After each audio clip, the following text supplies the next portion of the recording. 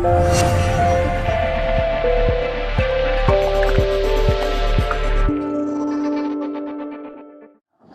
tardes. Muchas gracias, Felisa, por sus palabras de presentación y sobre todo por su invitación a compartir, no sé si es la segunda o la tercera vez que, aprovechando la Feria del Libro, estoy aquí en este mismo sitio, en este mismo recinto, para compartir con vosotros y con vosotras. Y gracias también por extensión al Ayuntamiento de Aldalcóllar por hacer posible este encuentro y hacer posible esta maravillosa iniciativa que es la Feria del Libro. La verdad es que promover la cultura, promover la participación en torno a la cultura es una de las mejores cosas que se pueden hacer en la gestión pública y, por tanto, mi felicitación al alcalde de Aldalcóllar que tenemos aquí entre nosotros. Como ha comentado Felisa, aprovechando la Feria del Libro, que está recién inaugurada en estos momentos, en el día de hoy, yo voy a hacer la presentación de lo que es mi último libro, que tiene como título, el título es muy directo, no tiene mucha vuelta de hoja y explica muy bien de qué va el contenido. Se titula ¿Qué hay después de la muerte? Seguro que es una pregunta que todos nos hemos hecho en alguna ocasión. ¿Qué hay después de la muerte? Bastante de los que estáis aquí sabéis que en el 2015 ya publiqué un libro que abordó el tema de la muerte, que tiene como título El tránsito, vida más allá de la vida y experiencias cercanas a la muerte. Ahora he acometido este nuevo proyecto con un objetivo doble. Por una parte, darle una mayor consistencia teórica. La teoría, el marco teórico conciencial, espiritual, que estaba ahí detrás de ese libro del 2015. Ahora he aprovechado este nuevo libro para profundizar, para, yo diría que exponerlo de una forma más sistemática, también más ordenada y también más profunda. Y de la misma manera, segundo elemento, segundo objetivo, experiencias prácticas, que en el primero no había.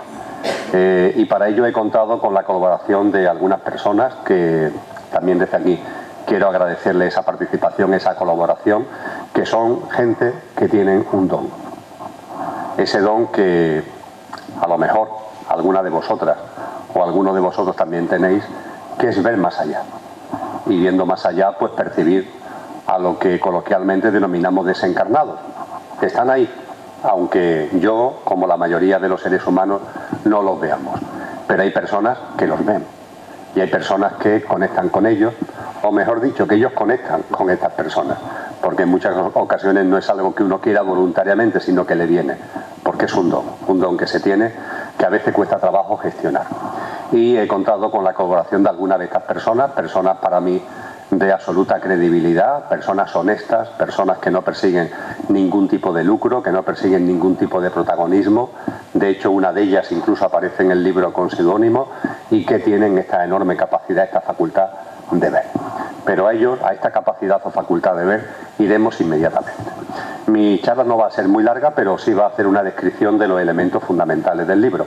Eso sí, los casos prácticos los dejo para vuestra lectura, que los hay de todos, ¿eh? Hay casos, entre comillas, tristes, desgarradores, diría yo en alguna ocasión, pero también hay casos que son divertidos. A pesar del tema que estamos hablando, hay casos en el que te ríes, porque siempre la risa es importante y también hemos buscado que haya ese contrapunto en la lectura del libro. A veces, cuando hablamos de la muerte, se puede pensar que estamos hablando del futuro. Y hay personas que me dicen, Emilio, pero si tú en todo lo que compartes insistes tanto en vivir en el momento presente, en el aquí y ahora. Y es verdad, para mí es algo fundamental en la vida, no permitir que la mente esté jugando entre el pasado y el pasado y nos vuelve locos, la loca de la casa de la que hablaba Teresa de Jesús. A mí me gusta estar en el aquí y ahora. Y lo que comparto y practico es precisamente mantenernos en el aquí y ahora. Entonces, ¿a cuenta de qué habla de la muerte? Que es algo que tiene que ver con el futuro. Pues efectivamente, la muerte no está en nuestro aquí y ahora. Llegará en algún momento, no sabemos cuándo llegará, pero no está en el momento presente. Sin embargo, yo creo que tenemos que reconocer que aunque la muerte no esté en el momento presente, la muerte de cada uno, sin embargo, sí está influyendo, sí está afectando a nuestra vida en el momento presente. Porque, y es algo que en el libro insisto mucho, tener miedo a la muerte es tener miedo a la vida. Si se teme la muerte, se teme a la vida. Vamos por la vida temiendo a la muerte. La mayoría de las personas van por la vida temiendo a la muerte. La suya, la de sus seres queridos. Y eso hace que vayamos paseando por la vida, vayamos viviendo la vida con desconfianza, temiendo que en cualquier momento ocurra algo, pase algo. Y de hecho tenemos un montón de sistemas de creencia, de programas informáticos metidos en la cabeza sobre la protección, la seguridad, el control. La vida no admite ese tipo de cosas.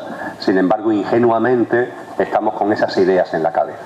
Y esas ideas de seguridad, de control, de protección, de conservación, tienen muchísimo que ver con ese miedo a la muerte. Si de verdad interiorizáramos que la muerte no existe, viviríamos de otra manera. Si de verdad interiorizáramos que la muerte es un imposible, nuestra vida cotidiana sería otra. Si de verdad nos diéramos cuenta de que la muerte es un fantasma de la imaginación humana, entonces viviríamos de una forma radicalmente distinta, mucho más alegre, mucho más distendida y también posiblemente mucho más sencilla, viendo que no es necesario realmente acumular, retener, poseer tanto, que se puede vivir de otra forma, porque además lo que nos vamos a llevar cuando desencarnemos nada tiene que ver con los temas materiales, nada en absoluto, tiene que ver con otras cosas, tiene que ver con las experiencias que vivamos y fundamentalmente esas experiencias en las que somos capaces de poner sobre la mesa lo mejor de nosotros mismos, desde el punto de vista de la comprensión, de la empatía, de la bondad, de todos esos valores maravillosos que tenemos los seres humanos y que a veces se nos olvidan en el día a día. Perder el miedo a la muerte sirve para vivir de otra manera y por tanto cuando hablamos de la muerte, para poner de manifiesto que no existe, no estamos hablando del futuro, estamos hablando de algo que repercute en nuestro momento presente.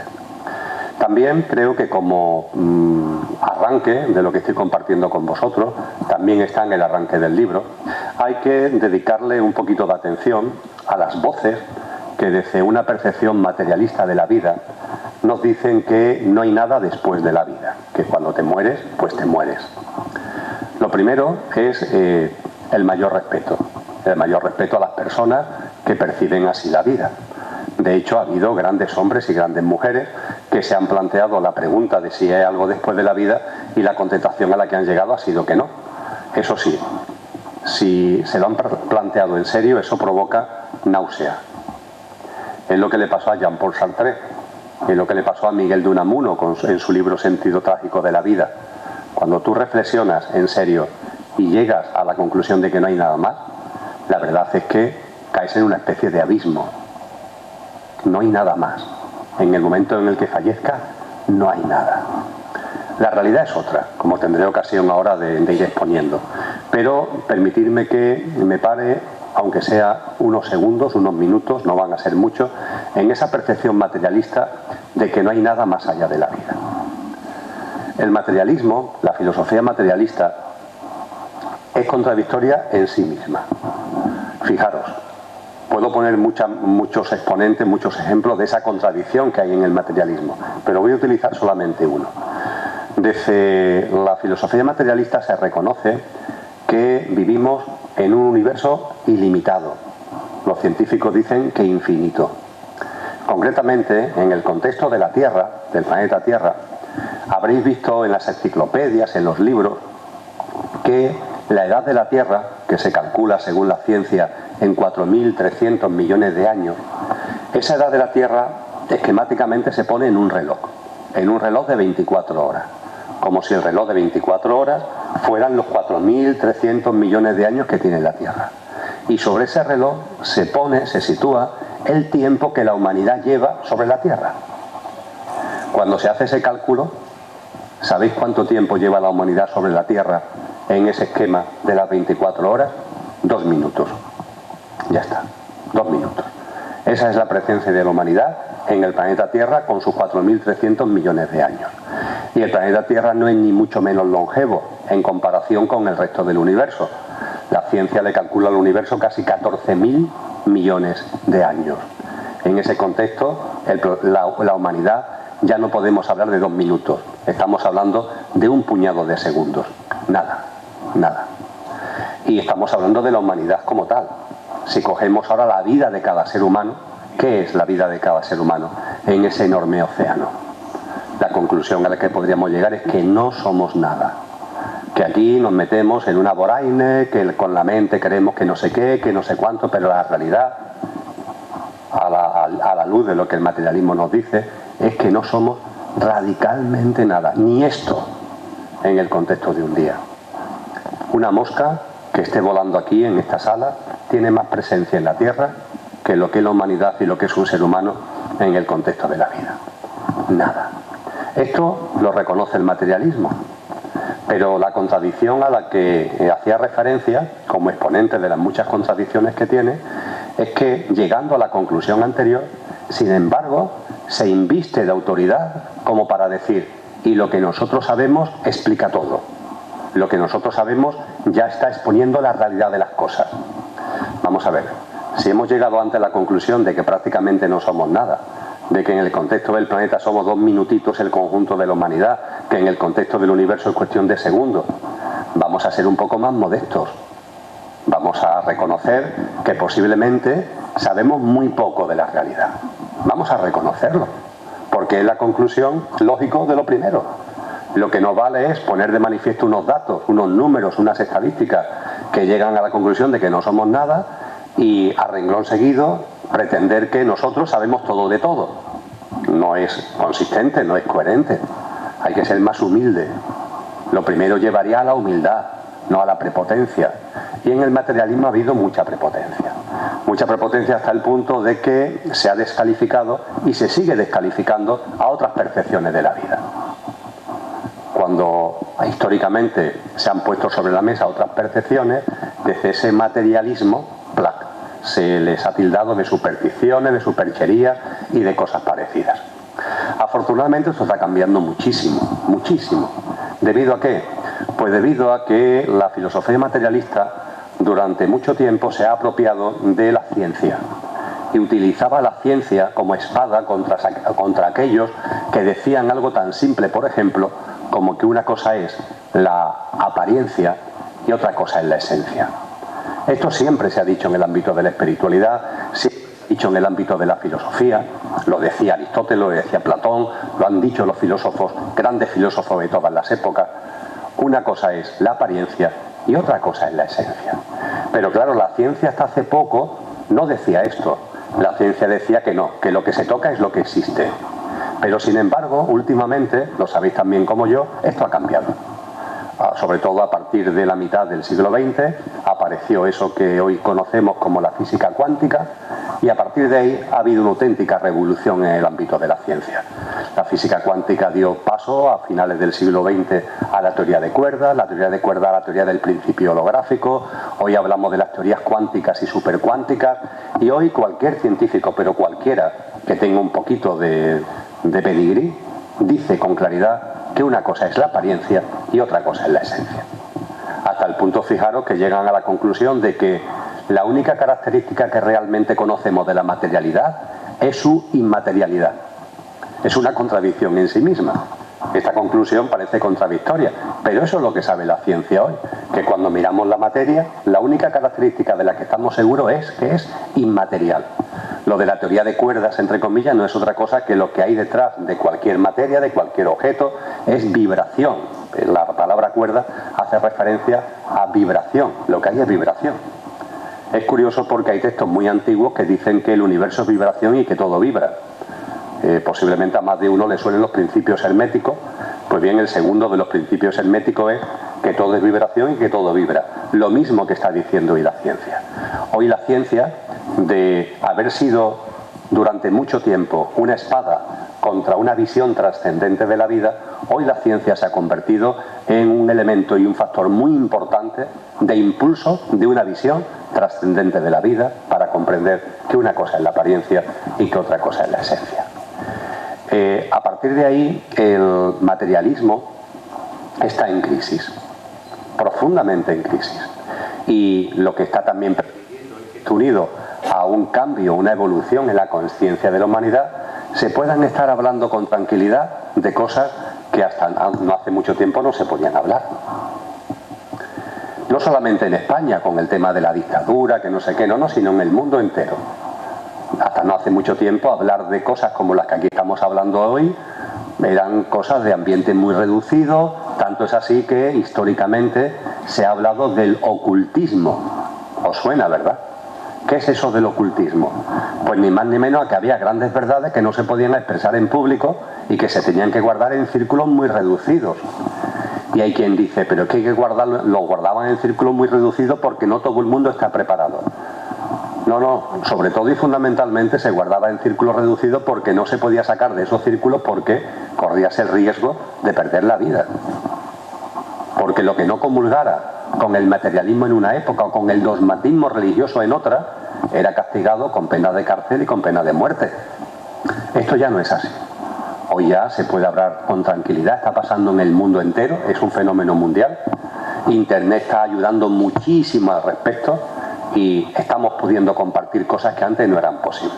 Y aquí estamos, en estos momentos, hablando de qué hay después de la muerte y respondiendo que hay vida después de la muerte. Esto lleva a una pregunta que en el texto también está en su parte primera. ¿Ha vuelto alguien del más allá para decirnos lo que hay? Esto también es muy propio del materialismo, cuando personas que están más cerradas en su mente te dicen, bueno, pero alguien ha vuelto del más allá para decirnos lo que hay. ¿Hay alguien que de verdad pueda decirnos qué hay después de la muerte? Pues mirad, personalmente creo que hay varias fuentes muy importantes. La primera, la he mencionado al principio, siempre ha habido personas, fundamentalmente mujeres, pero en general personas, que han tenido y tienen la capacidad de conectar con el más allá. Y además estas personas, en la mayor parte de los casos, no ha sido porque quisieran, sino porque es un don con el que nacen. E incluso cuando empiezan a percibir ese don, no les gusta. Es difícil su gestión. Quizás tengáis en la cabeza una película, a la que haré referencia otra vez más adelante, que tiene como título El sexto sentido. Es una película de 1998-1999 y en su momento fue la película más taquillera de la historia del cine. Fue un fenómeno de público. Y esa película trata este tema. Trata de la vida después de la vida. Y tiene dos protagonistas fundamentales. Un psicólogo, interpretado por Bruce Willis, y un niño, que es atendido por ese psicólogo. El niño, ¿por qué se le atiende por parte del psicólogo? Porque ese niño dice que ve muertos. Dice. Al final de la película se comprueba que efectivamente, que no es un invento del niño, que el niño ve muertos. De hecho, ve al psicólogo porque el psicólogo está muerto. Y Bruce Willis al final de la película se da cuenta de que el niño nunca ha mentido, que siempre ha dicho la verdad y que él mismo está muerto. Entonces nuestra mente dice, bueno, ¿y cómo un muerto no se da cuenta? A eso iremos dentro de un ratito. Ahora lo que me interesa subrayar es que ese niño tiene ese don y lo pasa fatal.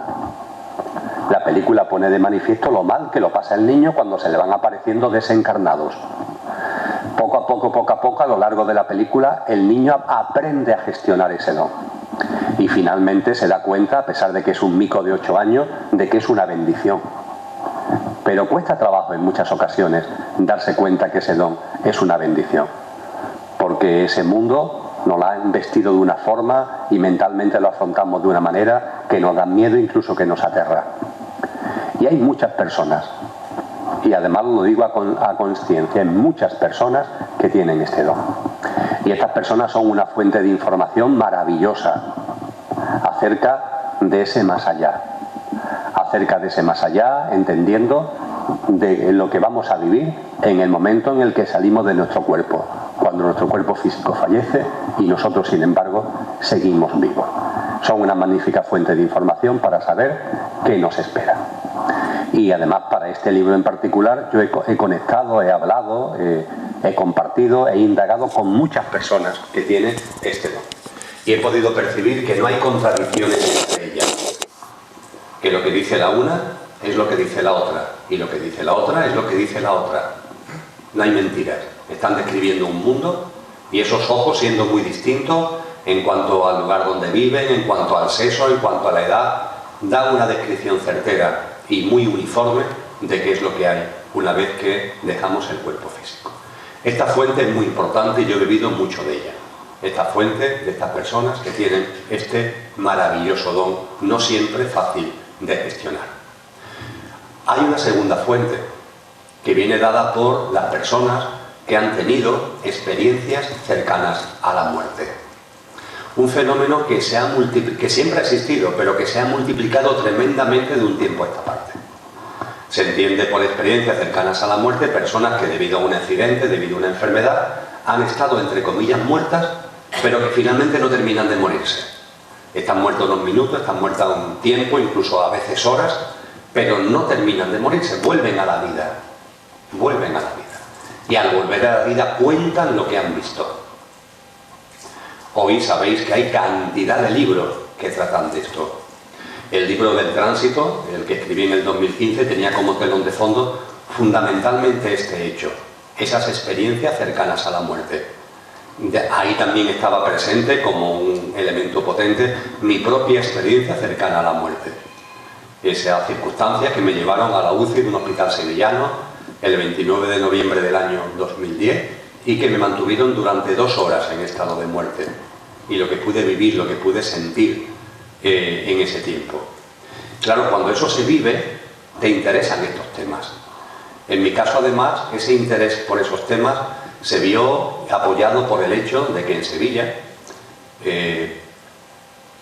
hay una circunstancia muy especial.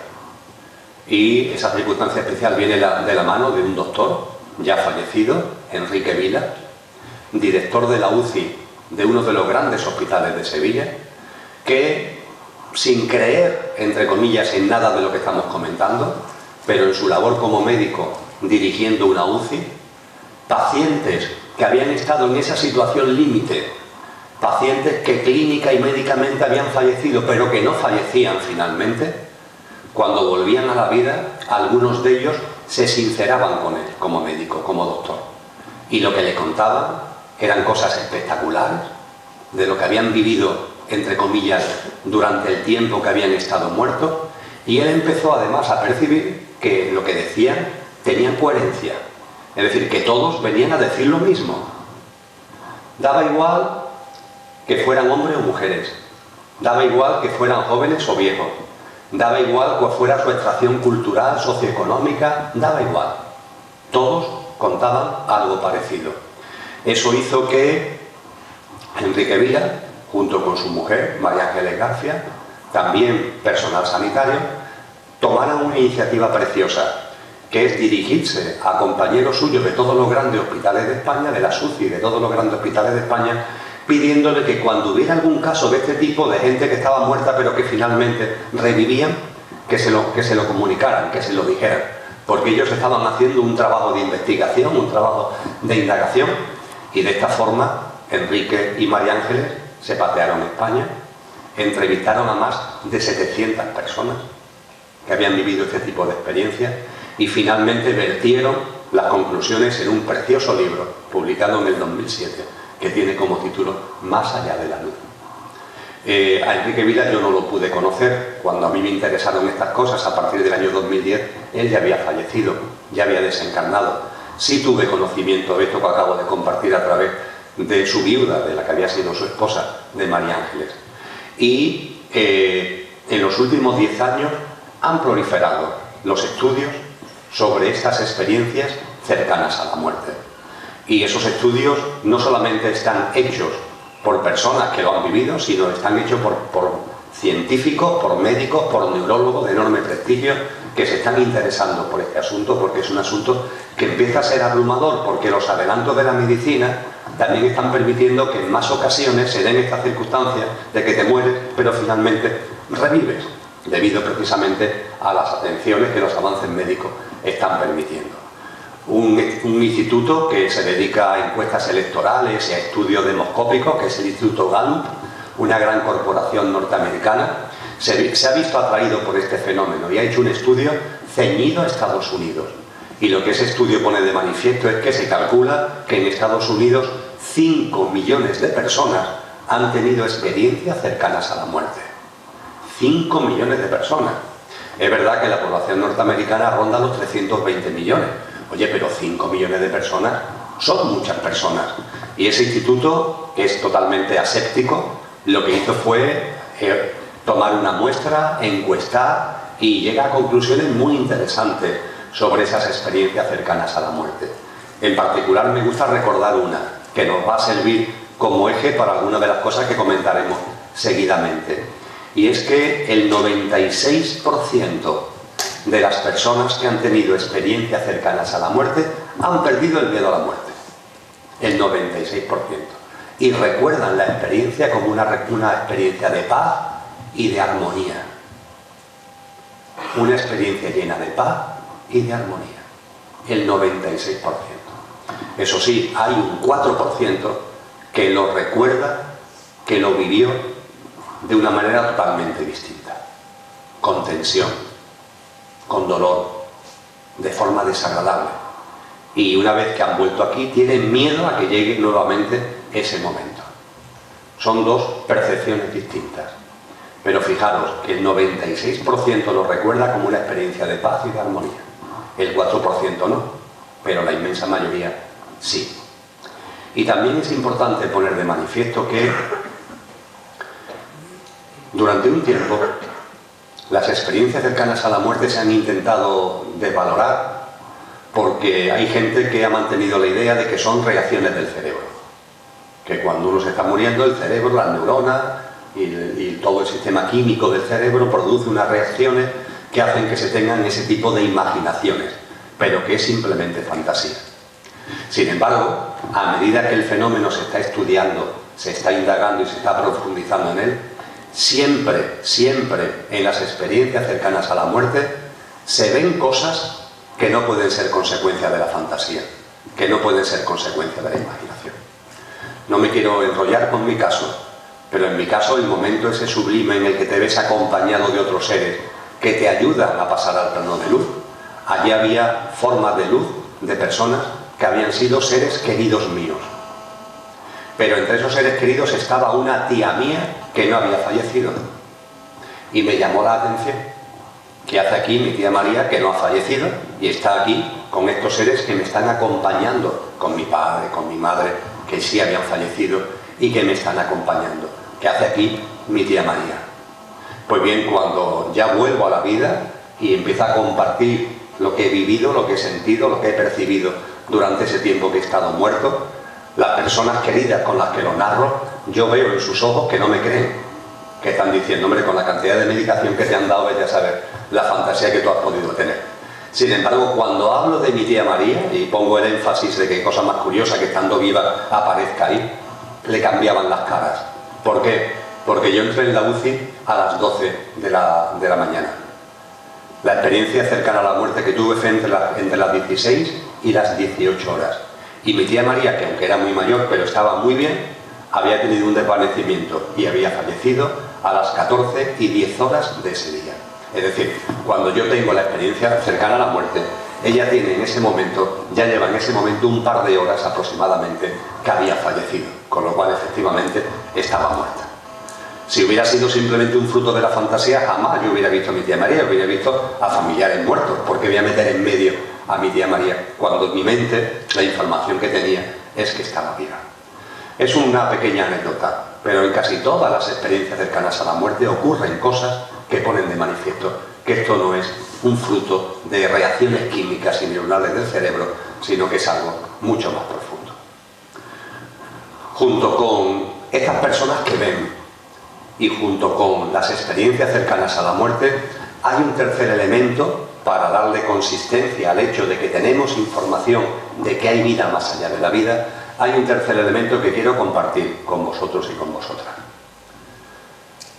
Hacer un repasito breve sobre los nombres que están en vuestra cabeza de los grandes hombres y las grandes mujeres que ha habido en la historia de la humanidad. Nos vamos a una enciclopedia y repasamos los grandes hombres y las grandes mujeres que ha habido en la historia de la humanidad. esos hombres y esas mujeres sabios y sabias, que hoy consideramos los pilares de nuestra civilización, de la civilización humana. Esos hombres y mujeres de todas las épocas, esos grandes filósofos, esos grandes instructores espirituales, esas grandes personas que han forjado lo que hoy conocemos como civilización. Seguro que tenéis nombres de eso en la cabeza. Yo he citado algunos, no sé, Platón, Pitágoras, Marco Aurelio, Lao Tse, yo qué sé, en el ámbito de los instructores espirituales, que si Gautama Buda, que si Jesús de Nazaret, que si Maitreya, infinidad de nombres, esparcidos por toda la geografía del planeta. Pues bien, esas personas tienen para nosotros una enorme credibilidad hasta el punto de que los consideramos los pilares de la civilización. Pues bien, todos ellos, sin excepción, han afirmado que hay vida después de la vida, que hay vida después de la muerte, que hay vida más allá de la vida. Todos, sin excepción. Esto también debería servir para que reflexionáramos.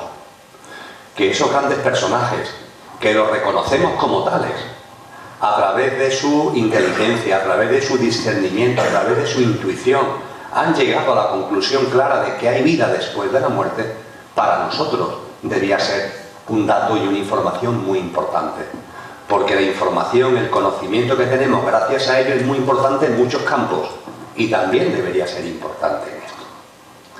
Con estos elementos me introduzco en el libro para analizar con las personas que ven más allá de este plano, con la información que tenemos de las experiencias cercanas a la muerte y por el conocimiento que nos han transmitido estos grandes hombres y estas grandes mujeres.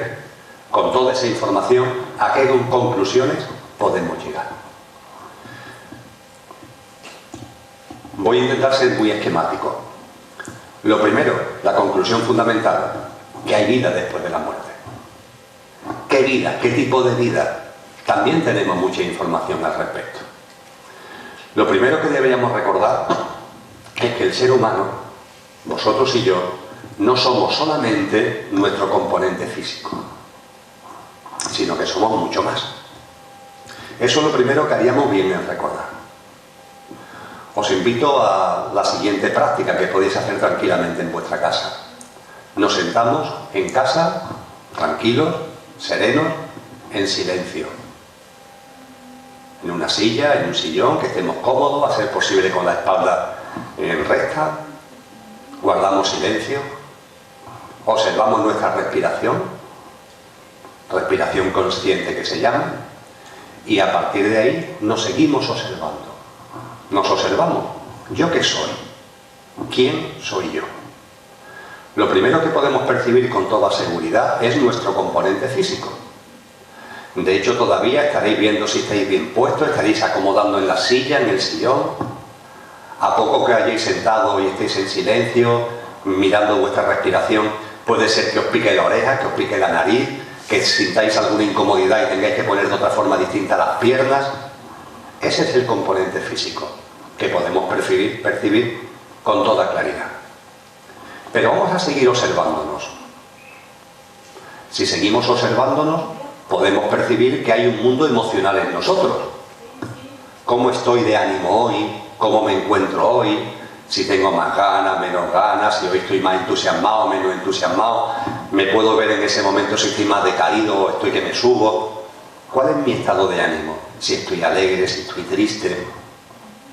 Ese mundo emocional está en cada uno de nosotros. Es distinto del físico, está ahí.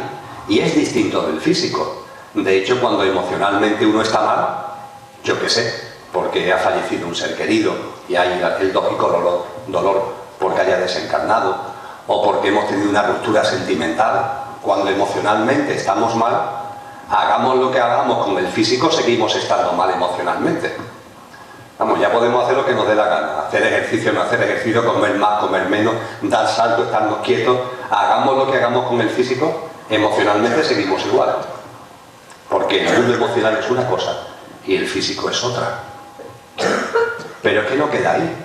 Cuando nos autoobservamos, vemos nuestro componente físico, vemos nuestro componente emocional Vemos también un tercer elemento, nuestro componente mental. También es muy fácil de percibir los pensamientos. Que ahí están los pensamientos.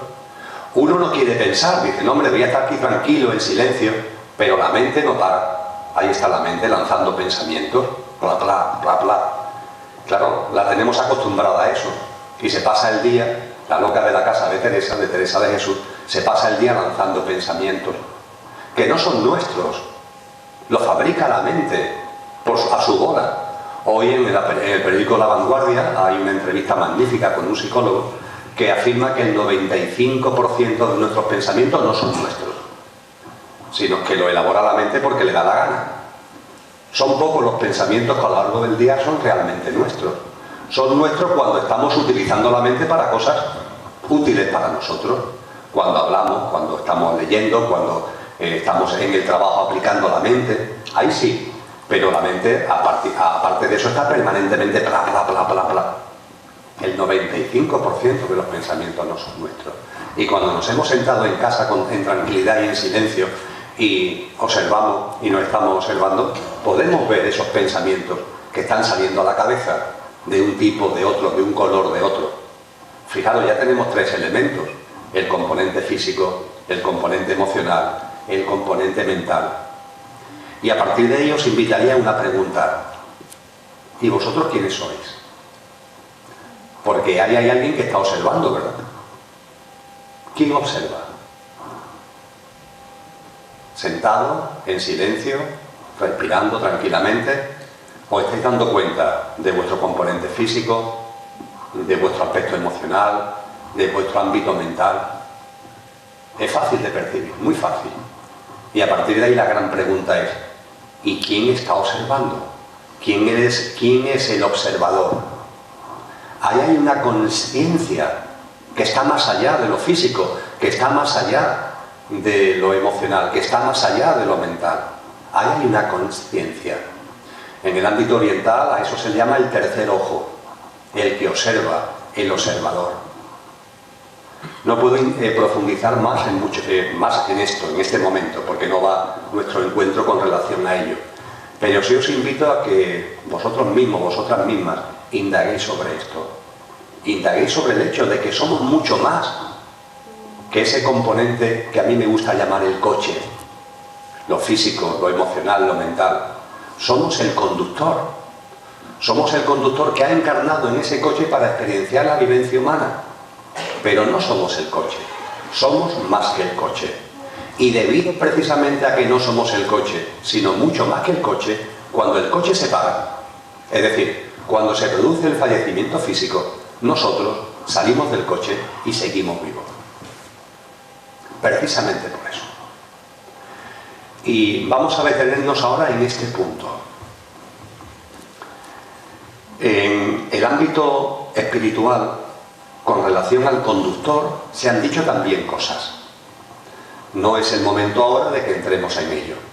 En el libro hay un capítulo, el capítulo 2, que analiza lo que se conoce como la constitución sextenaria del ser humano. Y nos dicen que los seres humanos somos 7 cosas en una. Tenemos 7 grandes elementos, tenemos 7 grandes componentes. He hecho referencia a algunos de ellos. Desde el punto de vista del coche, he hecho ya mención de nuestro aspecto físico, de nuestro aspecto emocional, de nuestro aspecto mental. En la constitución sextenaria, en la parte del coche, se habla de un cuarto componente, en el que os invito a reflexionar y a indagar, pero no voy a entrar, que es el componente etérico. Se habla del cuerpo físico denso, que es este, se habla del cuerpo físico etérico, se habla del ámbito emocional y se habla del ámbito mental, ligado a nuestros pensamientos, a lo que en psicología se llama la mente concreta. Estos serían los 4 componentes de nuestra parte efímera, la parte entre comillas que está llamada a morir. Y en la parte que constituye nuestro auténtico ser, el conductor, en la constitución sextenaria se habla de 3 componentes: el alma individual, el espíritu, pero también se habla de un alma universal. Digo también porque a muchos de los que estáis aquí os sonará que lo hemos oído en las iglesias, lo hemos podido leer en algunos textos, que Pablo de Tarso, San Pablo, decía que el ser humano es cuerpo, alma y espíritu. Cuerpo, alma y espíritu. Así lo dice en la primera carta a los tesalonicenses. El cuerpo del que habla San Pablo tiene estos elementos según la constitución sextenaria que acabo de resumir. El cuerpo físico denso, el cuerpo físico etérico, el ámbito emocional y el ámbito mental. Y lo que San Pablo llama alma y espíritu, en el ámbito de la constitución sextenaria se habla de alma, alma individual, la que hay en vosotros, la que hay en mí, alma universal, desde el punto de vista de que todas las almas individuales realmente pertenecen a un alma una, de la misma forma que todas las hojas de un árbol pertenecen a ese gran árbol, y por fin el espíritu. Lo que está llamado a vivir siempre más allá de la vida, más allá de la muerte, es este componente de nuestra alma individual, el alma universal y el espíritu. Y los elementos del coche están llamados a morir. En el capítulo segundo me detengo en esto, de una forma que ahora no voy a poder hacer. Si no obstante, os quiero compartir lo siguiente. La constitución sextenaria del ser humano ha estado presente en la sabiduría de la humanidad desde siempre. Se tiene información seria de que esa constitución sextenaria estaba, por ejemplo, en las escuelas de misterios del antiguo Egipto, en las escuelas de misterios de la antigua Grecia, estaba en las escuelas de Cienflores de China, estaba en las enseñanzas de Lao Tse, estaba en las enseñanzas de Zoroastro, ha estado también presente en el movimiento gnóstico. Esa constitución sextenaria ha tenido una enorme presencia en las escuelas brahmánicas, en el budismo esotérico. Ahora bien, antes hablábamos de ocultismo, esa necesidad que se ha sentido de determinadas cosas guardarla en pequeños círculos.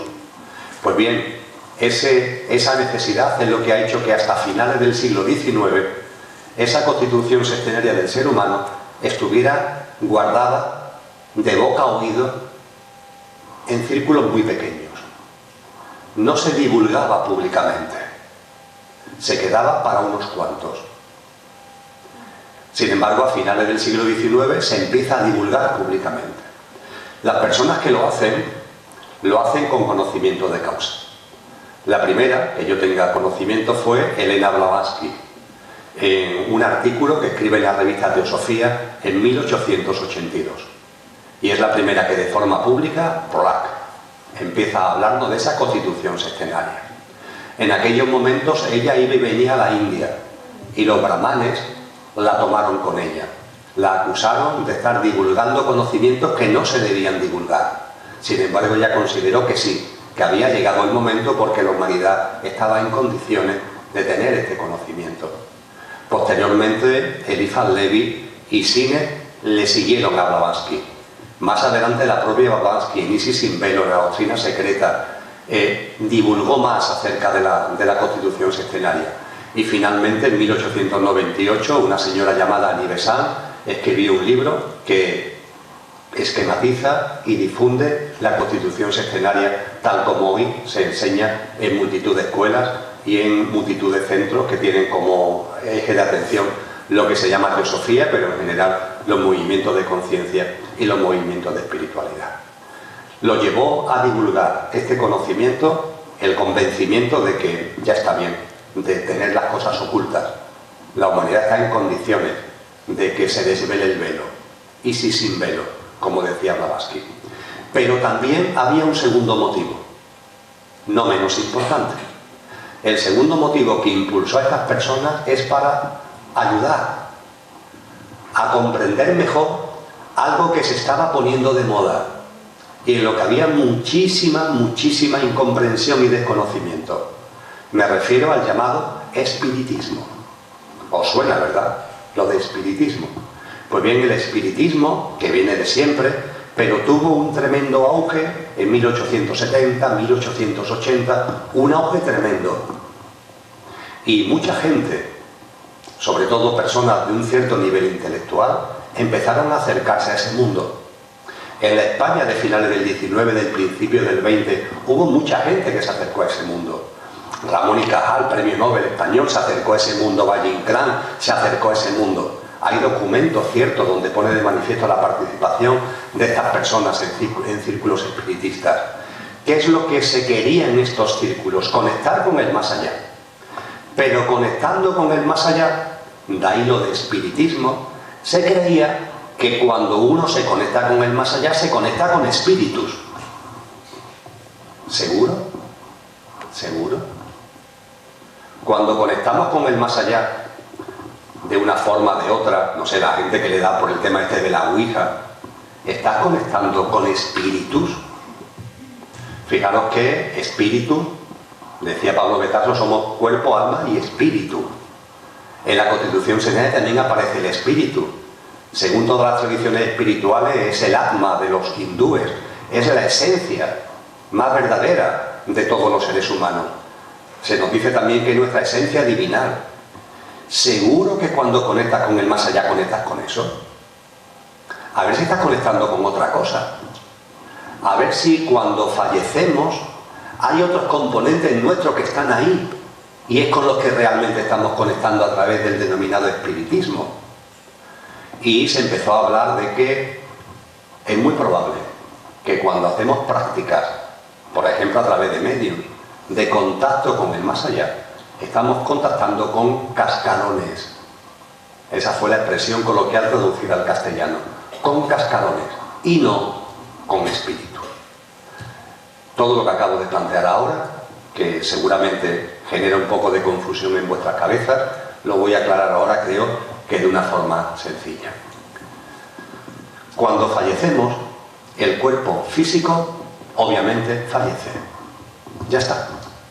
A eso llamamos precisamente fallecer. El cuerpo físico denso, que se llama en la Constitución Sextenaria, deja de funcionar y se le lleva al cementerio para ser enterrado o es quemado en el crematorio.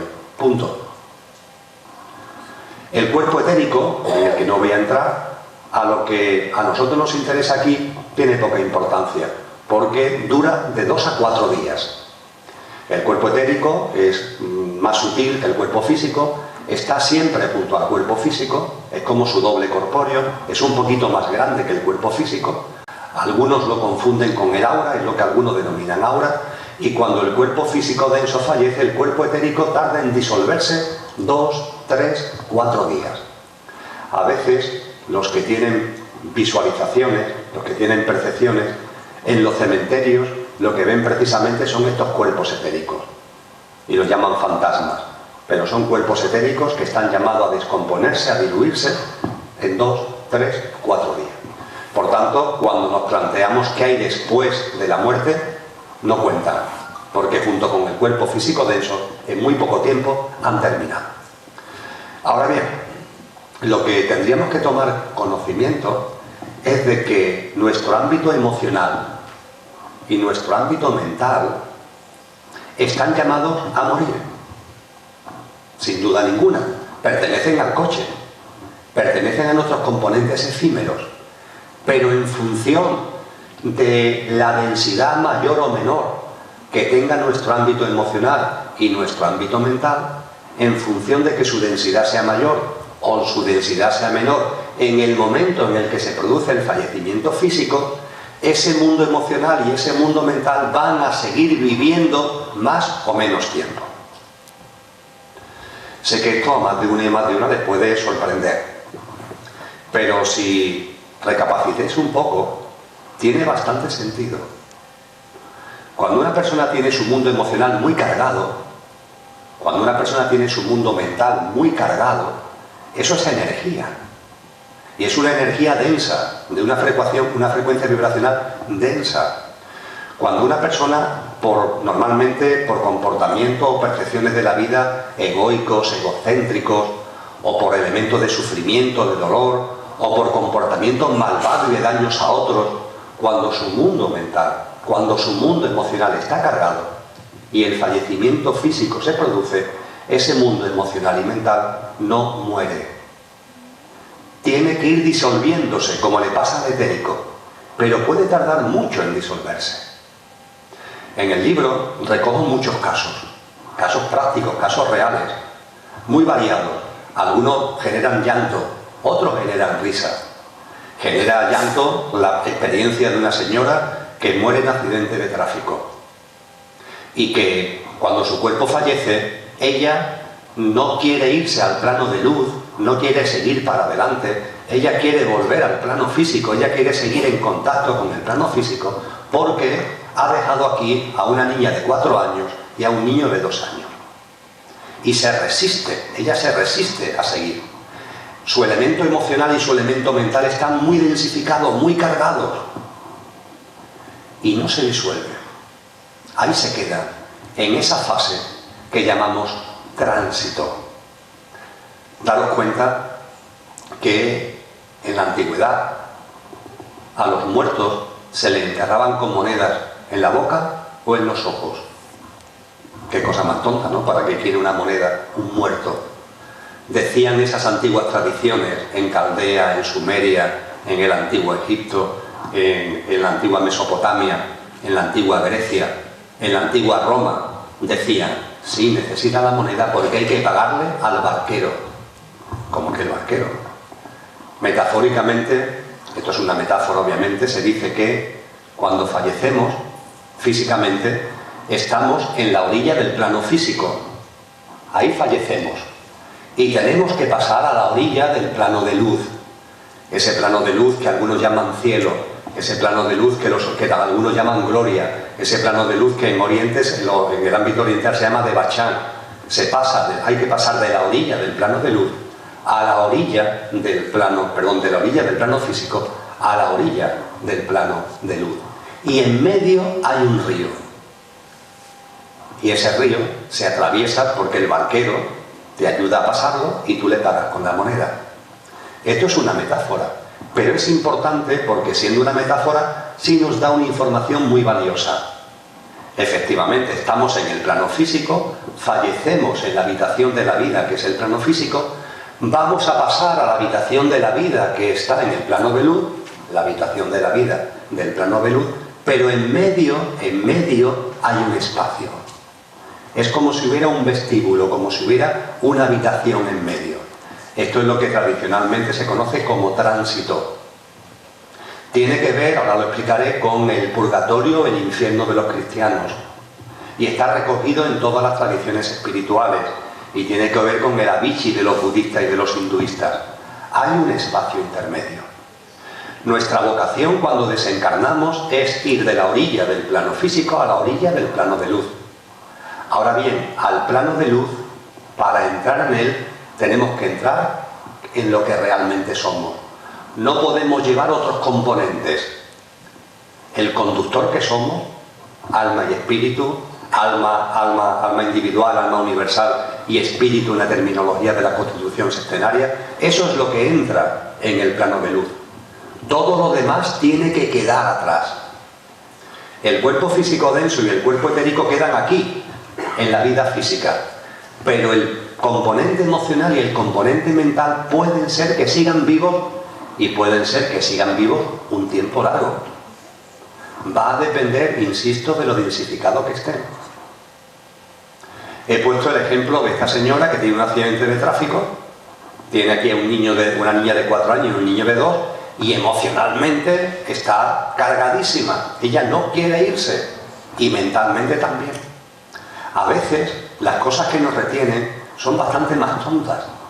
Se cuenta el caso de un señor de un pueblo del sur de Badajoz que su obsesión es que no quería dejar su casa, porque la casa además la había adquirido, tras su muerte, la había adquirido su rival en el pueblo. Y él se niega a irse. Y de hecho, en la casa esa empieza a pasar de todo, los fenómenos que nos narra la parapsicología, porque él le quiere hacer la vida imposible al que se ha puesto a habitar su casa. Pero hombre, si estás muerto, vete ya. Sigue para adelante, pasa esa orilla del plano de luz donde te espera un estado maravilloso de vida. Te vas a quedar aquí, quieres seguir estando aquí. Hay gente que sigue trabajando, que siguen haciendo su día a día como si estuvieran vivos. Y permitirme una broma, hombre, incluso después de muerto va a seguir trabajando. También después de muerto. Ya sabemos que poco a poco quiere que la jubilación vaya casi desapareciendo. Pero hombre, seguir trabajando después de muerto, eso ya es para premio. Cuando el mundo emocional y cuando el mundo mental están muy cargados, lo primero que nos ocurre es que no nos damos cuenta que hemos muerto. Y lo segundo, cuando finalmente nos damos cuenta, es que no lo aceptamos. Os pongo el ejemplo de una cometa que tiremos al aire. Esas cometas que utilizamos en el campo, en la playa, lanzamos la cometa al aire. Fijaros qué maravilla, la cometa está ya en el aire. Cuando desencarnamos, ya por fin dejamos esta materia y ya estamos volando, ya estamos en el aire. Pero la cometa tiene unas cuerdas, ¿verdad?, que la atan al que la está dirigiendo. Pues bien, esos componentes mentales, esos componentes emocionales son cuerdas, cuando están cargados, cuando están densificados, son cuerdas que nos atan con este plano, que nos retienen, que no nos dejan seguir nuestro vuelo hacia donde tenemos que ir, hacia ese plano de luz. Nos retiene. Y al retenernos ocurren dos cosas. Primero, que no nos damos cuenta que hemos muerto. Segundo, que no lo aceptamos una vez que nos damos cuenta. Os citaba hace un rato la película del Sexto Sentido. En la película del Sexto Sentido, Bruce Willis, el psicólogo, está atendiendo a ese niño que está el pobre como un cencerro, está loco, y dice que ve muerto. Pero hay un momento en la película donde Bruce Willis se da cuenta de la verdad, que él está muerto. Y que por eso precisamente el niño lo ve y tiene relaciones con el niño, porque el niño tiene la capacidad de relacionarse con los muertos. Pero toda la película, si la habéis visto, volved a ver.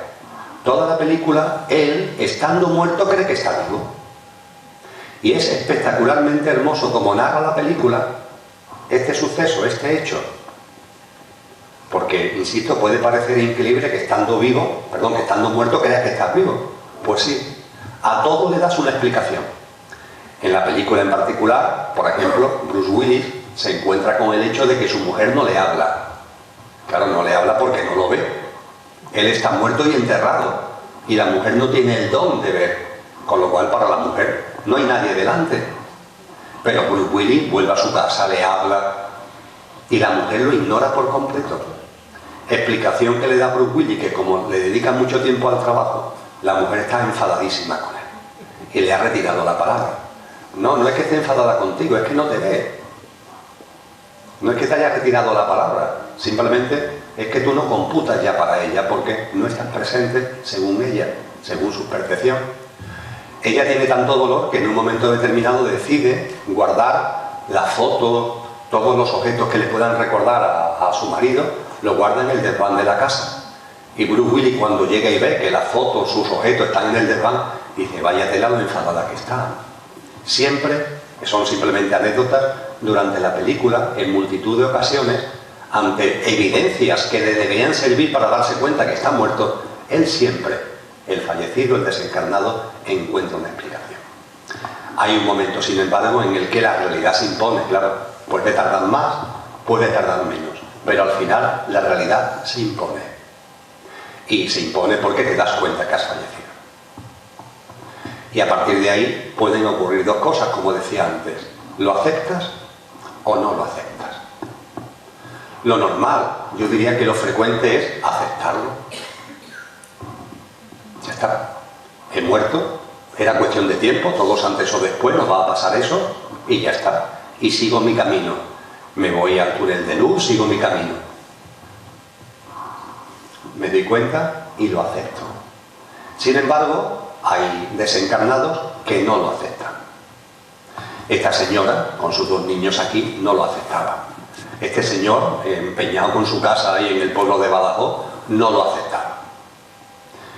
Y al no aceptarlo te quedas ahí. La disolución del componente emocional y mental se puede alargar mucho tiempo. Se pueden alargar meses, se puede alargar años. Y más tiempo también. Te puedes quedar ahí mucho tiempo. Cuando te quedas ahí, intentas, en lugar de seguir hacia el plano de luz, intentas seguir en conexión con el ámbito físico. Y se desarrollan habilidades. Ahí el desencarnado desarrolla habilidades para estar en contacto con el plano físico. Todo lo que nos cuenta la parapsicología. Los muebles que se mueven, las luces que se encienden y que se apagan, los ruidos, los olores. Son habilidades, insisto, que el desencarnado que se queda ahí en el tránsito va adquiriendo porque su deseo es seguir en contacto con el plano físico. Pero lo que siempre va a conseguir es que ese contacto para los que estamos aquí sea desagradable. Siempre. Es un contacto frío. Es un contacto desarmónico. A veces ocurre. Una ráfaga que pasa a tu lado, no sabes muy bien qué es de frío, como si te repeliera. ¿Esto qué es? Cuando se contacta desde el tránsito por estos desencarnados que se quedan ahí pillados por su carga emocional y por su carga mental, todo lo que pueden conectar con este plano, aquí provoca ese sentimiento de tensión, de desarmonía, de frío. Esto fue finalmente lo que a esta mamá, que os he comentado, le llevó a seguir su camino. Porque se dio cuenta que desde el tránsito lo único que podía transmitirle a sus hijos, a su hija y a su hijo, el acompañamiento que ella quería seguir teniendo con ellos, no, los estaba asustando. No conseguía ningún tipo de relación amorosa. Comprendió que en el plano de luz, en el de Bachán, podemos seguir en conexión con nuestros seres queridos que están en este plano, y es de una forma distinta. En la película, Bruce Willis se da cuenta y lo acepta. Y al aceptarlo, se despide como tantos desencarnados hacen, a través de los sueños de la mujer. Es la escena final de la película prácticamente. Está la mujer dormida y él al lado le susurra al oído y se despide de ella. Se despide con amor, se despide con cariño, se despide diciéndole que está bien y que siga su vida y que sea feliz el tiempo que le quede aquí en este plano. Eso es lo que nos desean los que van al plano de luz y nos acompañan. Y a veces se hacen hasta cierto punto presentes cuando ven que los necesitamos. Se hacen presentes en los sueños para transmitirnos siempre paz, para transmitirnos tranquilidad. Y se hacen presentes a veces de otra manera. Hay personas que han sentido una mano cariñosa que se posa en el hombro.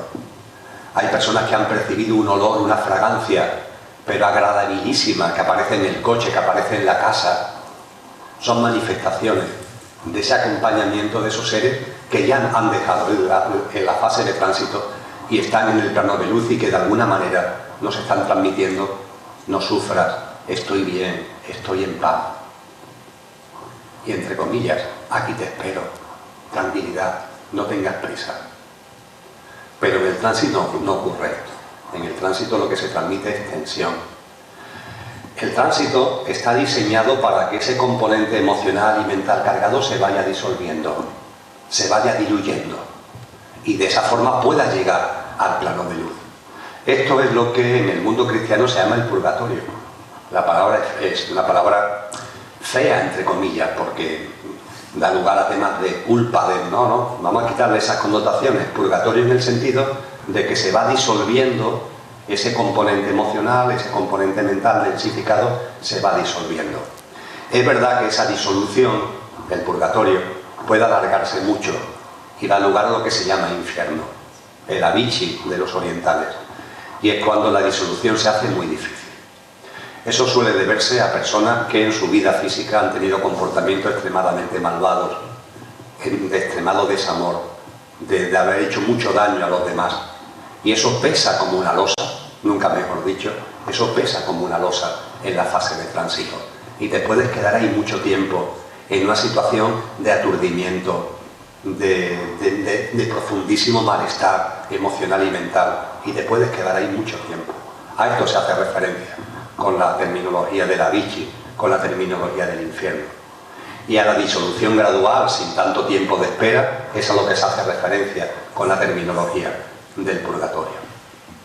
Finalmente, el viento, permitidme que me exprese así, está soplando para que pases al plano de luz. Cuando te das cuenta que has fallecido y lo aceptas, cuando te das cuenta y lo aceptas, que puede ser muy rápido, puede ser, fallece tu cuerpo físico, te das cuenta y lo aceptas, puede ser inmediato. Lo que se vive a continuación también lo sabemos, por esta gente que ve, por estas experiencias cercanas a la muerte. Te ves fuera de tu cuerpo, te das cuenta que has muerto y estás en paz, lo aceptas. Tenía que llegar el momento y ya llegó. a renglón seguido lo que percibes es la vida física que has dejado atrás. La ves entera. La vida física que has vivido, esa vida de la que acabas de salir, la ves íntegra y la ves instantáneamente. No como una película. Yo cuando tuve mi experiencia cercana a la muerte tenía 52 años. Cuando yo vi mi vida entera, no la vi como una película. Imaginaos ahí 52 años sentado esperando pasar la película. No, se ve instantáneamente. Es como si te tragaras una pastilla y ¡plac! Todo lo vieras en un flash. Y ese flash, ¿qué es lo que te dice? Que todo encaja. Que todo encaja. Te das cuenta que aquello que tú consideraste un error, aquella puerta que se cerró, fue necesaria para que se abriera otra puerta, que había otra puerta, que había otra puerta. Ves claramente que ese desencuentro que tuviste sirvió para que viniera un nuevo encuentro, que generó un nuevo encuentro, que generó un nuevo encuentro. Ve cómo todo está entrelazado. Te das cuenta que todo tiene su sentido profundo, que todo tiene su porqué y su para qué. Te das cuenta que no hay casualidades, que todo son causalidades, que la vida está llena de sincronía, de sincronicidades. Y eso te aporta muchísima paz, muchísima armonía. Y en ese momento, en ese estado de paz, de armonía, empiezas a ver que estás acompañado. Empiezas a ver formas de luz que percibes tanto como seres queridos, como formas de luz que habían estado encarnados en seres queridos tuyos en la vida física. Y también empiezas a ver a seres de luz que han sido referentes espirituales tuyos. Personas, para algunos son santos, para otros son referentes, yo que sé, en el mundo oriental puede ser un Buda, en el mundo occidental puede ser un Jesús. Empiezas a percibir un acompañamiento. Para algunas personas son santos, porque son santos de devoción en su vida. Empiezan a percibir un acompañamiento. Evidentemente no son físicos, son formas de luz, pero tú te das cuenta o lo asocias con unas formas físicas. Es muy difícil de explicar esto. La única forma que puedo compartirlo, que puedo explicarlo, es que, es el ejemplo que siempre pongo, es que aquí por Andalcollar nos podemos pasear mañana a las 2 de la tarde, por cualquier calle de Andalcollar. Y paseando por una calle de Andalcollar, de una casa o de alguna casa, paseando por la calle, podemos percibir que llega una fragancia de un guiso de lentejas. Un olor de un guiso de lentejas. No sabemos exactamente ni de qué casa viene, pero ese olor está impregnando la calle. ¿Qué es lo que le ocurre a nuestra mente? Que vemos el guiso de lentejas. Vamos, que casi no lo podemos comer. Estamos viendo el guiso, estamos viendo ya las lentejas servidas en el plato. Lo único que estamos percibiendo es el olor. Sin embargo, esa percepción del olor nos lleva a algo más. Pues todo algo parecido ocurre.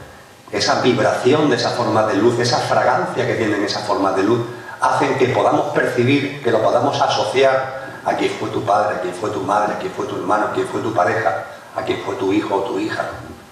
A mí me pasó con mi padre y con mi madre. Ahí estaban, como formas de luz. Pero yo percibí que eran ellos y que se dirigían a mí con amor, con cariño y que me acompañaban. Y es así, en ese acompañamiento maravilloso en el que entras en el plano de luz. Y es así como entramos en el Devachan. Es así como llegamos al plano de luz. Es así como pasamos de la orilla del plano físico, atravesamos entre comillas el río y llegamos al plano de luz. Y cuando llegamos al plano de luz, ¿qué es lo que ocurre? ¿Qué es lo que pasa? Pues también tenemos mucha información sobre esto. Se nos ha enseñado, se nos ha mostrado que en el Devachan, en la gloria, hay como distintos subplanos. Es decir, que no son una única cosa, sino que tiene como distintas fases. La primera es lo que en terminología cristiana se llama el cielo. ¿Por qué se le llama cielo a esa primera fase del plano de luz, a esa primera fase del Devachan? Porque es un plano en el que cada uno, desde lo que genuinamente somos, daros cuenta que ahí ya solamente está en otro componente álmico y espiritual. Todo lo demás ha quedado ya en el camino. Lo físico, lo emocional, lo mental, lo físico y su componente etérico han quedado en la orilla del plano físico. el ámbito emocional y mental se han disuelto en el tránsito, si no, no podemos entrar en el plano de luz. En el plano de luz ya entramos solo con nuestro componente álmico y espiritual. Hay una imagen que me gusta para explicar esto. Cuando en la tele ponen los cohetes de la NASA que son lanzados al espacio. Esos cohetes, cuando empiezan 10, 9, 8, 7, lo vemos en la televisión que son larguísimos, ¿verdad? Son larguísimos. Y sale un fogonazo enorme y empiezan a irse para arriba. Una vez que ha cogido altura y está saliendo hacia afuera, ese cohete, ¿qué es lo que va haciendo poco a poco? Va soltando piezas. De hecho, cuando ya está metido en el espacio exterior de ese así de largo, se ha quedado en esto. Todo lo demás lo ha ido soltando. Por ejemplo, toda la parte de abajo, que es muy grande, es donde estaba el combustible que ha servido para que al explotar pueda salir el cohete para arriba. Pero una vez que el combustible se ha gastado, debido a esa explosión, una vez que en ese compartimento ya no queda combustible porque ya no es necesario, ya se ha utilizado, ese compartimento, ese trozo de cohete ya sobra, se convierte en una rémora y lo suelta. Por lo mismo hacemos nosotros, vamos soltando lo físico, lo etérico, primero lo emocional, lo mental, después, y ya cuando llegamos al plano de luz, llegamos en nuestro componente álmico y espiritual. Y desde ese componente álmico y espiritual, en la primera fase del Devachan, en la primera fase del plano de luz, lo que hacemos es hacer realidad todos los anhelos que podamos tener. Lo repito, hacer realidad todos los anhelos que podamos tener. Utilizo la palabra anhelo, no la palabra deseo. Los deseos, todos los temas emocionales han quedado atrás. Hablo del término anhelo. Cosa muy profunda que podáis tener en vuestro corazón. Que queráis hacer realidad. Que queráis plasmar en la realidad. Por ejemplo, para muchas personas ese deseo es volverse a encontrar con los seres queridos fallecidos. Le pasa a muchísima gente. Esperan en el plano de luz, en el cielo, encontrarse con quien fue su hijo, con quien fue su marido, con quien fue su madre, con quien fue su padre. Eso se hace realidad. Hay personas que tienen otro tipo de anhelos, o a esos que acabo de comentar le unen otros. Imaginaros, por ejemplo, alguien que desde que nace hasta que muere está en un ambiente de guerra. No es nuestro caso, afortunadamente, pero hay seres humanos que nacen en ámbitos geográficos donde hay guerra. Y viven 20, 30, 40 años y la guerra sigue. Los tiroteos, los problemas. Habría que comprender que algunas de estas personas, cuando llegan al plano de luz, su anhelo, el anhelo profundo sea vivir en paz. Yo quiero vivir en paz. Este es mi anhelo interno, vivir en paz. Pues eso se hace realidad. Y diré, ¿qué significa vivir en paz? Pues depende de cada uno. Para mí, un contexto de paz, ¿cuál sería? Pues una playa de arena blanca, con cocoteros, con las playas del mar Esmeralda, y yo estar allí en aquella playa, bañándome tranquilo, disfrutando del sol, disfrutando de la naturaleza. Ese es para mí un escenario de paz. A lo mejor para otra persona es un paisaje tipo Heidi, las montañas verdes, las vaquitas, disfrutar de la naturaleza en un contexto de montañas, de bosques. Cada uno puede tener su formato, pero eso se hace realidad. Hay personas, esto hay muchísima documentación, muchísima información, que se ven en lo que aquí llamamos hoteles. Contactamos con ellos, que están en el plano de luz, y nos dicen que están en un hotel. Un hotel que hace un muerto, entre comillas, en un hotel, que pinta en el cielo, en la gloria, en el plano de luz, un hotel. Es una realidad que está creando esta persona, porque son personas que durante su vida se han ido con el anhelo de estar atendidas.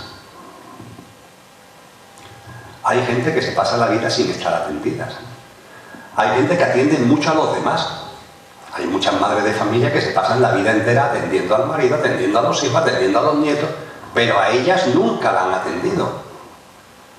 Tienen un anhelo, permitidme, es una broma, de estar durante un tiempo en un hotel todo incluido, donde, hombre, de una vez cuiden de mí y me den todo por delante, que yo no tenga que ser la que esté aquí todo el día, que sea arriba, que sea abajo. Pues ese anhelo se cumple y tú te ves en un hotel todo incluido. Hay gente que se ve en hospitales, crea en una realidad de hospitales. ¿Qué hace un desencarnado en el plano de luz en un hospital? Esto es absurdo. Bueno, hay personas que han vivido procesos de enfermedad y que no han sanado, han fallecido debido a ese proceso de enfermedad largo, y que el anhelo que tienen es ser atendidos en un hospital donde realmente lo sanen. Ya han desencarnado, si ya no tienen que... Pero crean esa realidad, tienen que vivir esa experiencia de ser sanados en un contexto, entre comillas, de hospital. Son ejemplos que os pongo, ejemplos que están en las experiencias de ahora, ejemplos que están en las experiencias de siempre. Hubo un señor al que yo utilizo mucho en el libro, llamado Geoffrey Hobson, que en los años 30 del pasado siglo daba conferencias contando cosas que son auténticas locuras, entre comillas. Pero mi amigo José Luis de la Rica, que vive actualmente, que en Madrid practica el vuelo de la mariposa, donde a través de esta práctica se conecta con el plano de luz, lo que se comprueba, lo que se vive, yo lo he hecho con él en ese plano de luz, es lo mismo que Geoffrey Hobson cuenta en los años 30, debido a las experiencias que él ha tenido también de contacto con el más allá. Y los de ahora hablan de hoteles, y los de los años 30 hablan de hoteles, y hablan de cosas que son las mismas. Ese primer nivel del Devachan es un cielo, porque podemos vivir como deseemos. Pero olvidaros, por favor, de temas egoicos, de temas de deseos materiales. No, estamos hablando de otras cosas que nos hayan marcado más profundamente. Hay un segundo nivel en el Devachan. A ese nivel pasan muy rápidamente aquellos que tienen mucha vocación de servicio. Personas que en esta vida han tenido clara una gran vocación de servicio. Están un tiempo en este cielo, por decirlo de alguna forma, pero rápidamente pasan al siguiente nivel. Y en ese siguiente nivel lo que se hace es prestar servicio. Pero un servicio distinto al que aquí podamos entender. Por ejemplo, se acompañan a fallecidos. Se acompañan a personas que están aquí, que lo están pasando mal, evidentemente sin interferir. Un acompañamiento energético. Y allí mismo se realizan funciones de servicio. En cualquier caso, se tarde más en el primer, en el segundo nivel, tenemos que seguir avanzando. Y yo también tengo que seguir avanzando en la charla. Así que pasamos al último nivel del Devachan. El último nivel del Devachan, con el que ya vamos a ir terminando, es en el que integras las experiencias que has vivido en tu última vida física, las integra plenamente, y eso te sirve ya para prepararte para la siguiente encarnación. Que puede tardar más, que puede tardar menos. No hay un protocolo establecido, no hay ninguna tradición espiritual seria, no hay ninguna corriente filosófica seria que te diga que vas a estar X años allí. No hay un número de años establecido. Depende de ti. Lo que sí se sabe, lo que sí sabemos, es que hay un momento determinado en el que tú integras las experiencias de tu vida, las haces tuyas en lo que llamamos alma, y te preparas para volver a encarnar. Eso de integrar las experiencias, eso de volver a encarnar, ¿qué significado tiene? ¿Y qué objetivo tiene? Mirad, todos los seres humanos tenemos alma. No es verdad lo que algunos dicen, que hay seres humanos sin alma. Eso no es verdad. También se ha dicho que las mujeres no tienen alma. Eso tampoco es verdad. Todos los seres humanos tenemos alma. Lo que sí ocurre es que las almas las hay más crecidas y menos crecidas. Las hay más chicas y las hay más grandes. Porque las almas, como le ocurre a los niños, tienen que ir creciendo. Las almas primero son bebés, después son niños, después son adolescentes y después se hacen mayores. Y esto se llama crecer en autoconsciencia. Crecer en autoconsciencia. ¿Qué es eso de la autoconsciencia? Pues darte cuenta de la realidad. Posiblemente cuando empiezas a percibir, cuando estamos aquí encarnados y empezamos a percibir que hay vida más allá de la vida, es porque tu alma tiene ya un determinado nivel de autoconsciencia. Si tu alma no tiene ese nivel de autoconsciencia, si es menor, considera que el sota, caballo y rey de lo material es todo lo que hay. Y esto no entenderlo en términos de listos y de tontos, vamos a olvidarnos de este tipo de asuntos, de dualidades. No, es simplemente una evolución. Un niño no es ni mejor ni peor que un adulto, es un niño, ya está. Pues hay almas más niñas y hay almas más viejas, hay almas más jóvenes y hay almas más viejas. Y la diferencia es el crecimiento en autoconsciencia. Cuanto más crecimiento tengas en autoconsciencia, cuando vuelves a encarnar, te das cuenta de más cosas. También se hay que decir que las almas que van teniendo más autoconsciencia en sus encarnaciones van siendo más felices, porque la falta de autoconsciencia nos hace que nos aferremos a lo material, que no veamos más allá de lo material, y eso genera mucho sufrimiento. Tanto agarre, las expectativas que tenemos siempre, los líos en los que nos metemos, como yo digo coloquialmente, los líos del Montepío. Eso origina tensión, origina problemas, origina sufrimiento. Las almas que van adquiriendo más autoconsciencia cuando encarnan, al encarnar en un nuevo cuerpo, en el propio arranque, tienen ya una percepción de la vida distinta, más global, más completa. Y cuanto mayor sea el nivel de autoconsciencia, mayor. ¿Y cómo un alma va ganando en autoconsciencia? Integrando las experiencias de las vidas que va viviendo. Ya está. Integrando las experiencias de las vidas que va viviendo. Pero para que lo entendamos mejor, os pongo el siguiente ejemplo. Un bebé, un niño, un adolescente, un adulto, necesitamos comida, ¿verdad? Para crecer se necesita comida, nutrientes. Nuestra alma, la vuestra, la mía, necesita nutrientes para crecer en autoconsciencia. Y esos nutrientes se los aportamos con las experiencias de la vida. Cuando desencarnamos, es como si tuviéramos delante una mesa llena de platos. Nuestra alma va a comer, va a nutrirse de todas las experiencias que hemos vivido para crecer en autoconsciencia. Y tenemos en la mesa muchos platos. ¿Qué es lo que ocurre? Que el alma, hay platos que no puede comer. Y hay platos que sí puede ingerir. ¿Qué platos no puede comer? Los densos. Vosotros, esta noche, cuando salgamos de aquí a la hora de la cena, si en la mesa de vuestra casa hay platos con piedras, ¿os vais a comer las piedras? Obviamente no. De hecho, ni las ponéis lógicamente en la cena. Pero en el supuesto de que estuvieran en la mesa de la cena, no las comeríais. ¿Por qué? Porque no podemos comernos piedras. Pues nuestra alma no puede nutrirse de experiencias que no sean de una frecuencia vibracional alta. Todas las experiencias que tengamos en esta vida de tipo egocéntrico, egoico, en definitiva, que no estén llenas de amor, que no tengan ese componente de amor, a nuestra alma no le valen. Simplemente no le valen. Son como piedras en la mesa. No puede integrarlas, no puede nutrirse de ella. En cambio, las experiencias donde hayamos tenido amor, donde haya habido comprensión, donde haya habido servicio, donde haya habido empatía, donde haya habido compasión, donde haya habido un compartir, solidaridad, cooperación, eso nutre nuestra alma. Da igual la creencia religiosa. Hay personas que en esta vida son ateas, pero tienen vocación de servicio. Y son personas comprensivas, empáticas, y son personas que lanzan y apoyan proyectos de cooperación, proyectos de solidaridad. Lo de menos es lo que piensen acerca de los religiosos. Cuando fallecen, su alma se encuentra con experiencias muy potentes que le ayudan a crecer en autoconsciencia. Hay, sin embargo, personas que se autodenominan religiosas y que en su vida son incapaces, no han desarrollado esa comprensión, esa empatía. Al contrario, a lo mejor han sido muy dogmáticas, muy intolerantes, muy cerradas, muy inquisitoriales con los que están a su alrededor. Pues con independencia de lo que tú puedas pensar, cuando desencarnen, lo que se va a encontrar tu alma es una mesa llena de piedras. Nuestra alma, para crecer en autoconsciencia, necesita nutrientes. Y esos nutrientes son experiencias de una determinada vibración. Si las experiencias que aquí vivimos, son densas, pues eso a nuestra alma no le sirve.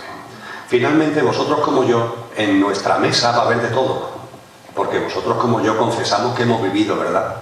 Ha habido y hay de todo. Bueno, pues vamos a intentar que con independencia que haya piedras, que las habrá, también haya otros platos con esa vibración distinta de bondad, de altruismo, de generosidad, porque eso es lo único que nuestra alma va a poder ingerir.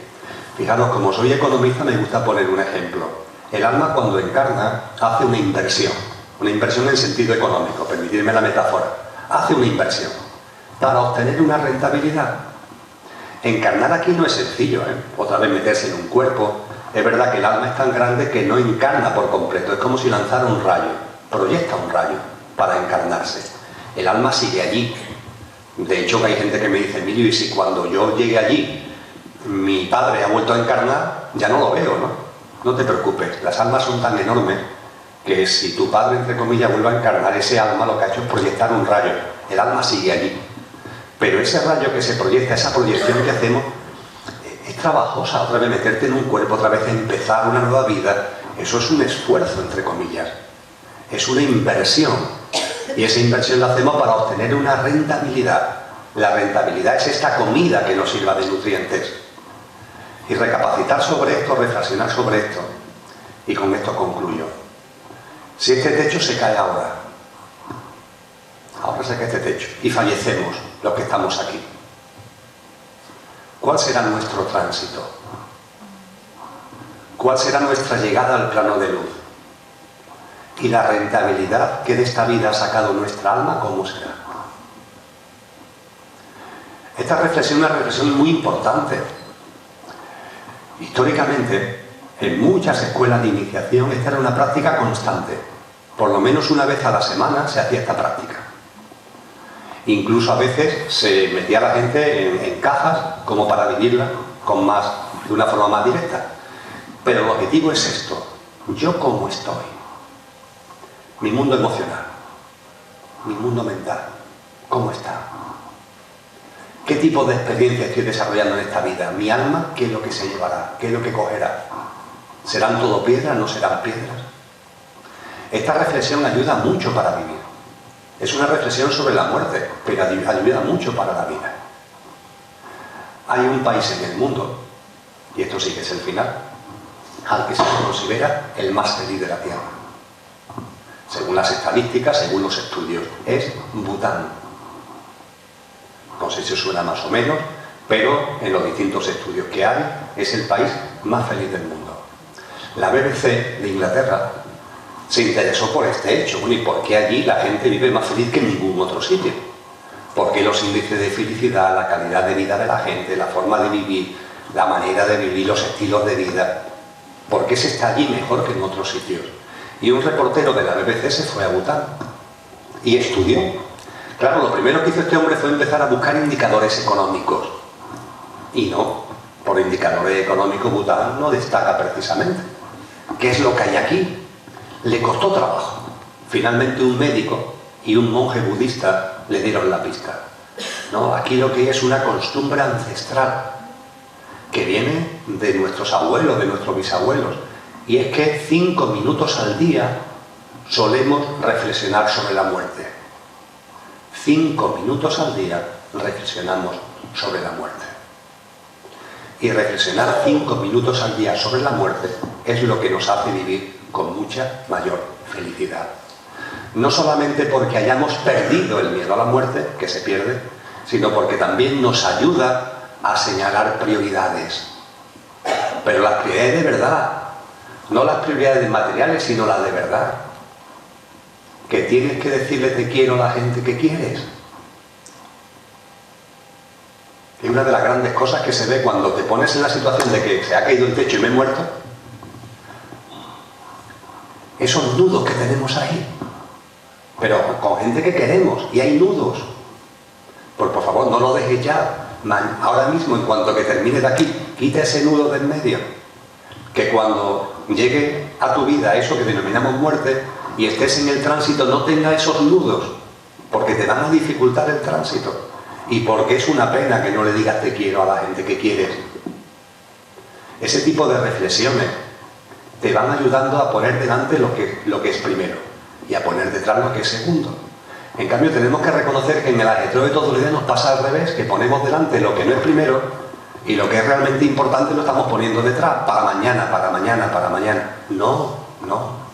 Por esto en Bután tienen el mayor índice de felicidad, porque la reflexión sobre la muerte les ayuda a vivir mucho mejor la vida. Agradezco mucho la atención y si leéis el libro, espero que lo disfrutéis. Muchas gracias.